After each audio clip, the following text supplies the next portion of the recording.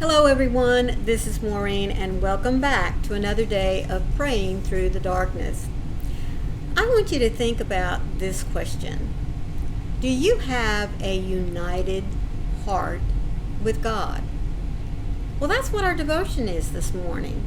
And the Bible verse that has been chosen for us to go along with that topic comes from Psalms chapter 86, verse 11. Teach me your ways, O Lord, that I may walk in your truth. Unite my heart to fear your name. Now, I want you to think about that. Is your heart united with God? Sometimes I don't think mine is, and I'll tell you why. There are times that I doubt that God truly can love me. I mean, when I think back over my life, I know there's been things that have hurt him, that have hurt my witness. And so to honestly sit down and say, does he still love me? Wow, does he really?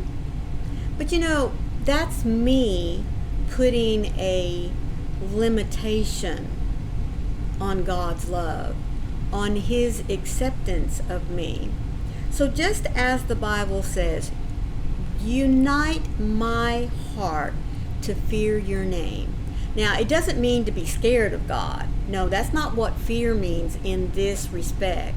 Unite my heart to revere, to have reverence, to be committed with him. And I do believe that all of us can admit that there are many times in which we are not committed to God. And when I say that, I mean that we want to go our own way.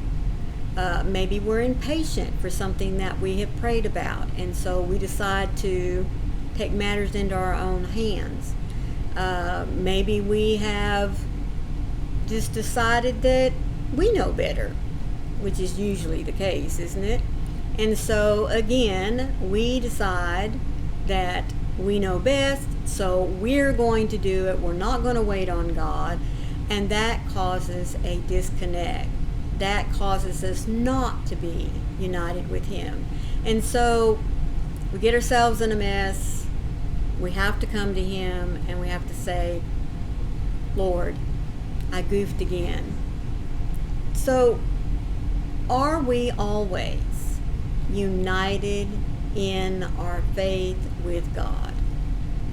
I would like to say that I am, but like I said, I will admit that many times I'm not. And as I get older, it's very disheartening for me to look back over my life and see the times in which I was not united with him, when I was not in compliance with his will for my life. Now, I can sit here and cry over spilt milk all day long, and it's not going to do a bit of good. What I need to do is to focus every day on staying in his word, on staying united with him, united by searching him out, what he has planned for me, by reading my Bible daily, by praying to him, having that heart-to-heart talk with him. Be united in all ways, in our speech, in our thoughts, in our actions, that constant representation of who God is. Because when we give our lives, our heart and soul over to him, we become one with him. We take on the very essence of who Christ was, what his life was. We now become Christ-like. And in order to be Christ-like, we need to stay in tune. We need to stay in fear with God, not of him, but with him. We need to stay in reverence with Him. We need to stay in focus with Him, because that's what unites our hearts, not only with Him, but with our fellow Christians as well. We all come together with a like mind and a like goal, and that is to live a Christ-like life. And what better way to do that than here on earth to surround ourselves with like believers, to be encouraging and to ask for encouragement as well, to be helpful and loving and ask for that in return.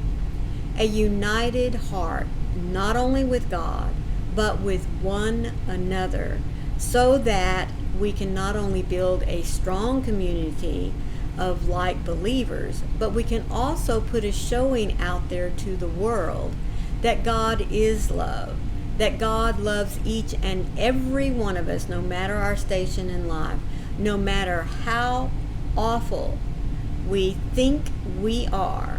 There is not a one of us that is so awful that God would turn His back on us. Because, God created every single one of us. And yes, we've had a choice as to what our life has turned out to be. But the moment that we are willing to sit down and listen and to open up our hearts and minds to everything that God has to offer us, there is no turning back. There really isn't. Because once you say, God, I am ready, take me as I am, warts and all, He's going to open up those arms and encompass us with love and mercy and grace and welcome home another wayward lamb. United with God, that is what He wants. Where my heart is divided, there is a competition for control. But when I follow you, Lord, walking in your truth, I submit my heart wholly to you. I lead myself into your presence, and you lead me into life. There is no better guide in this existence. You are the author of time and space, and you direct my steps. Is my heart completely yours? Help me to allow you into all of me.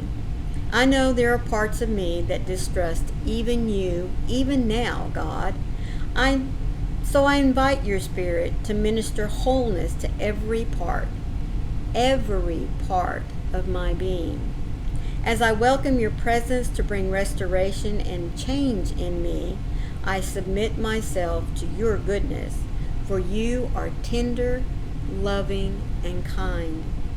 Lord, you are the kindest healer there is. You mend with compassion. So how could I not trust your goodness? Especially where I struggle, you are welcome to speak your words of restoration in my life. You are better than I am, and I know I can rely on you to make me whole. And the only way, folks, that we become whole is by uniting our hearts with God. I hope that you've enjoyed today's devotional, and I want you to really, really think on, is your heart truly and wholly,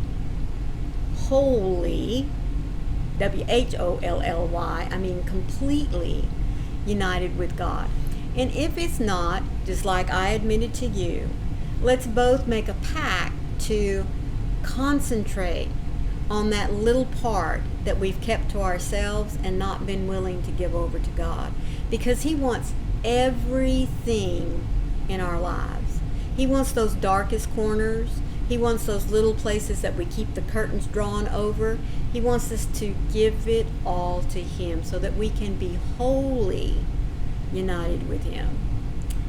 Let me remind you that these devotionals that I bring to you every day come from this little blue book that is put out by Broad Street Publishers. There's a link for you down in the description box in which you can go and purchase your own copy if you would like to add it to your collection of daily devotional books. Let me say thank you to each and every one of you that come in here for these little doses of remembrance, of reminding, of being encouraged to always turn to the one that loves you the most, and that is our Lord and Savior Jesus Christ and our Heavenly Father. So please remember that when the chaos of life, those shadows of darkness and doubt want to take control, don't let it. God is right there waiting for you to unite completely and wholly with Him so that you are strengthened to fight those battles. And remember, folks, I love you. So I'll see you tomorrow. Bye.